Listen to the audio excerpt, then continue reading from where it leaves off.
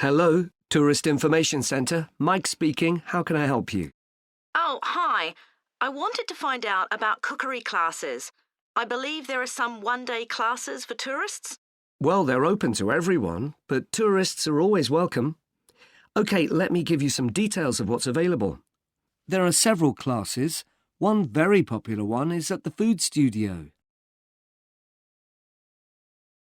The first cooking class is at the food studio. So studio has been written in the space. Now we shall begin. You should answer the questions as you listen because you will not hear the recording a second time. Listen carefully and answer questions 1 to 6. Hello, Tourist Information Centre. Mike speaking. How can I help you? Oh, hi. I wanted to find out about cookery classes. I believe there are some one-day classes for tourists. Well, they're open to everyone, but tourists are always welcome. OK, let me give you some details of what's available. There are several classes. One very popular one is at the food studio. OK. They focus on seasonal products, and as well as teaching you how to cook them, they also show you how to choose them. Right, that sounds good. How big are the classes? I'm not sure exactly, but they'll be quite small. And could I get a private lesson there? I think so. Let me check. Yes, they do offer those. Though, in fact, most of the people who attend the classes find it's a nice way of getting to know one another. I suppose it must be, yes. And this company has a special deal for clients where they offer a discount of 20% if you return for a further class. OK, but you said there were several classes. That's right. Another one you might be interested in is Bond's Cookery School. They're quite new. They just opened 6 months ago, but I've heard good things about them. They concentrate on teaching you to prepare healthy food, and they have quite a lot of specialist staff. So is that food for people on a diet and things like that? I don't know if I'd be interested in that. Well, I don't think they particularly focus on low-calorie diets or weight loss. It's more to do with recipes that look at specific needs, like including ingredients that will help build up your bones and make them stronger, that sort of thing. I see. Well, I might be interested. I'm not sure. Do they have a website I could check? Yes, just key in the name of the school. It'll come up. And if you want to know more about them, every Thursday evening they have a lecture at the school. It's free, and you don't need to book or anything. Just turn up at 7:30. And that might give you an idea of whether you want to go to an actual class. OK, there's one more place you might be interested in. That's got a rather strange name. It's called the Aretsa Centre. That's spelled A-R-R-E-T-S-A. OK. They've got a very good reputation. They do a bit of meat and fish cookery, but they mostly specialise in vegetarian dishes. Right. That's certainly an area I'd like to learn more about. I've got lots of friends who don't eat meat. In fact, I think I might have seen that school today. Is it just by the market? That's right. So they don't have any problem getting their ingredients. They're right next door. And they also offer a special 2-hour course in how to use a knife. They cover all the different skills, buying them, sharpening, chopping techniques. It gets booked up quickly, though, so you'd need to check it was available. Right, well, thank you very much. I'll go and check that out. Good evening, everyone. My name's Phil Sutton, and I'm chairman of the Highways Committee. We've called this meeting to inform members of the public about the new regulations for traffic and parking we're proposing for Granford. I'll start by summarising these changes before we open the meeting to questions. So, why do we need to make these changes to traffic systems in Granford? Well, we're very aware that traffic is becoming an increasing problem. It's been especially noticeable with the increase in heavy traffic while they've been building the new hospital. But it's the overall rise in the volume of traffic of all kinds that's concerning us. To date, there's not been any increase in traffic accidents, but that's not something we want to see happen, obviously. We recently carried out a survey of local residents, and their responses were interesting. People were very concerned about the lack of visibility on some roads due to cars parked along the sides of the roads. We'd expected complaints about the congestion near the school when parents are dropping off their children or picking them up. But this wasn't top of the list, and nor were noise and fumes from trucks and lorries, though they were mentioned by some people. We think these new traffic regulations would make a lot of difference, but we still have a long way to go. We've managed to keep our proposals within budget, so they can be covered by the council. But of course it's no good introducing new regulations if we don't have a way of making sure that everyone obeys them. And that's an area we're still working on with the help of representatives from the police force. OK, so this slide shows a map of the central area of Granford with the High Street in the middle and School Road on the right.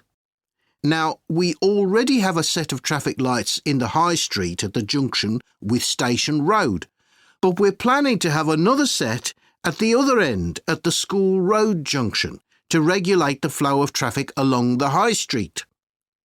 We've decided we definitely need a pedestrian crossing.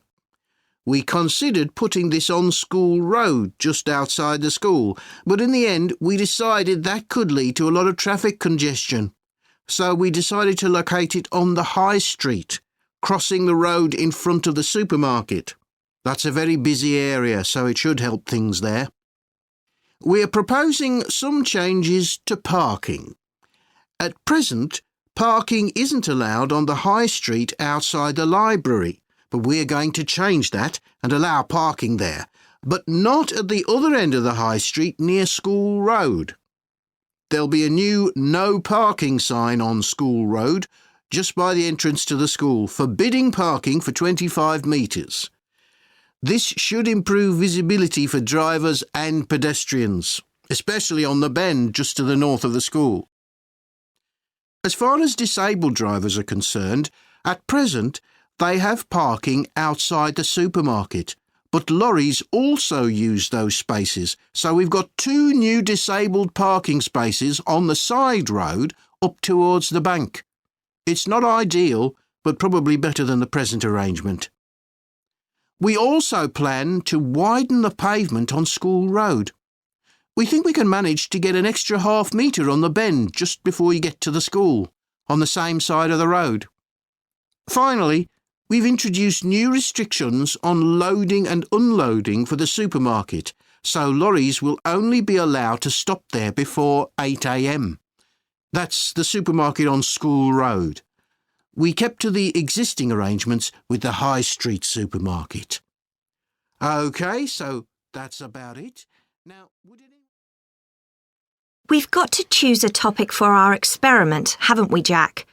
Were you thinking of something to do with seeds? That's right.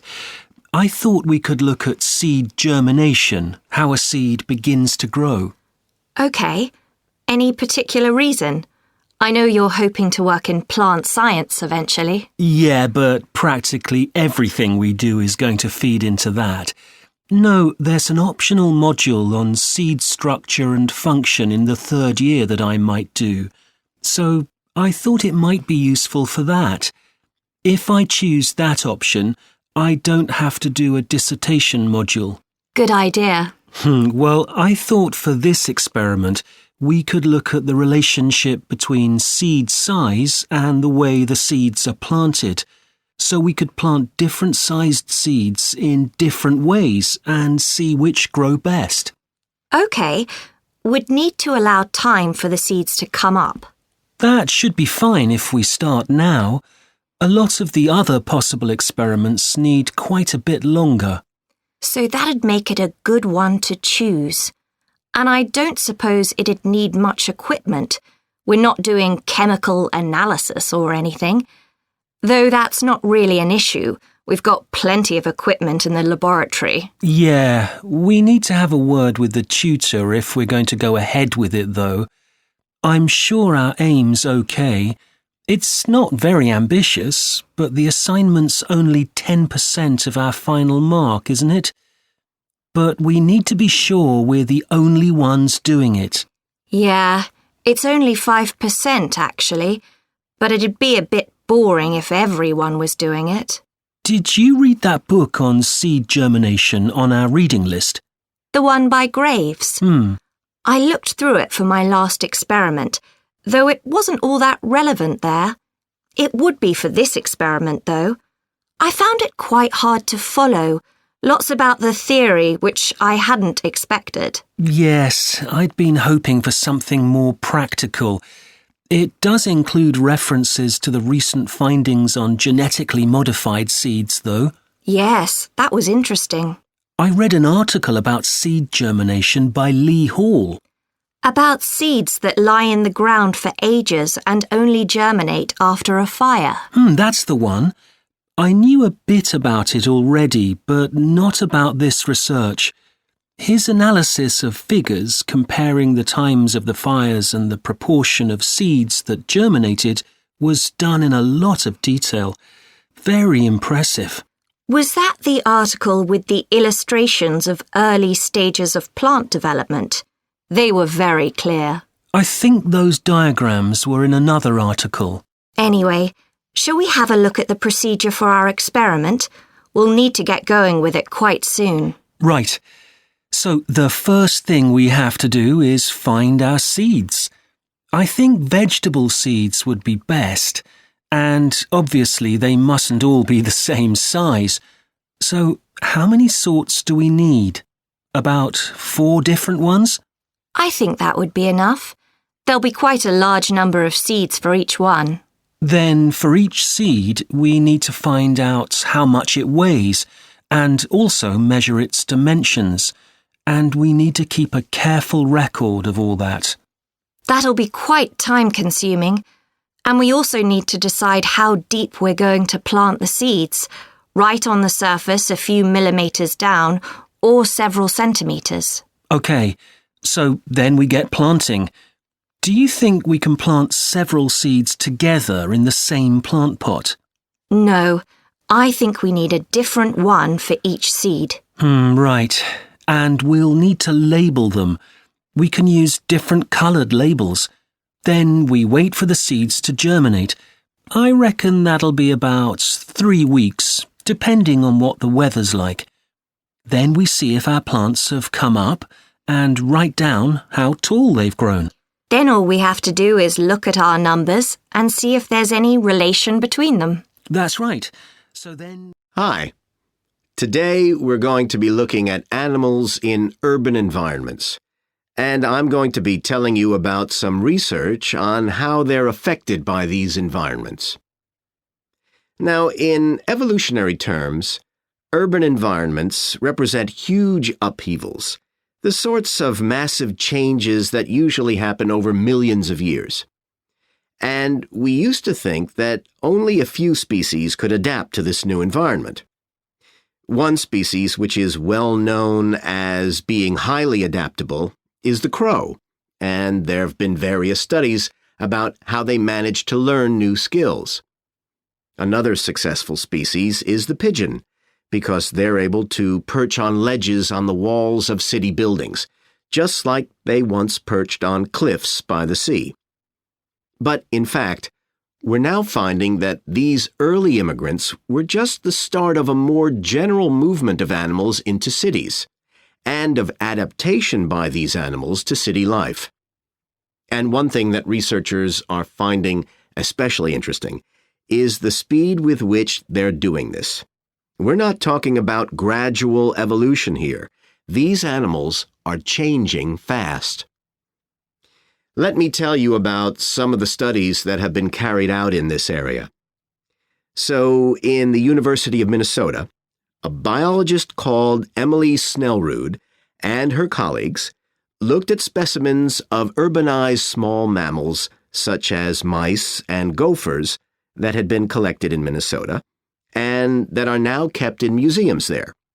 And she looked at specimens that had been collected over the last 100 years, which is a very short time in evolutionary terms. And she found that during that time, these small mammals had experienced a jump in brain size when compared to rural mammals. Now, we can't be sure this means they're more intelligent, but since the sizes of other parts of the body didn't change, it does suggest that something cognitive was going on. And Snellrud thinks that this change might reflect the cognitive demands of adjusting to city life, having to look in different places to find food, for example, and coping with a whole new set of dangers. Then over in Germany, at the Max Planck Institute, there's another biologist called Katharina Miranda, who's done some experiments with blackbirds living in urban and rural areas, and she's been looking not at their anatomy, but at their behavior. So, as you might expect, she's found that the urban blackbirds tend to be quite bold. They're prepared to face up to a lot of threats that would frighten away their country counterparts. But there's one type of situation that does seem to frighten the urban blackbirds, and that's anything new, anything they haven't experienced before. And if you think about it, that's quite sensible for a bird living in the city. Jonathan Atwell, in Indiana University, is looking at how a range of animals respond to urban environments. He's found that when they're under stress, their endocrine systems react by reducing the amount of hormones such as corticosterone into their blood. It's a sensible-seeming adaptation. A rat that gets scared every time a subway train rolls past won't be very successful. There's just one more study I'd like to mention, which is by Sarah Parton and her team. And they've been looking at how squirrels communicate in an urban environment, and they've found that a routine part of their communication is carried out by waving their tails. You do also see this in the country, but it's much more prevalent in cities, possibly because it's effective in a noisy environment. So, what are the long-term implications of this? One possibility is that we may see completely new species developing in cities. But on the other hand, it's possible that not all of these adaptations will be permanent. Once the animal's got accustomed to its new environment, it may no longer need the features it's developed. So now we've had a look at adaptation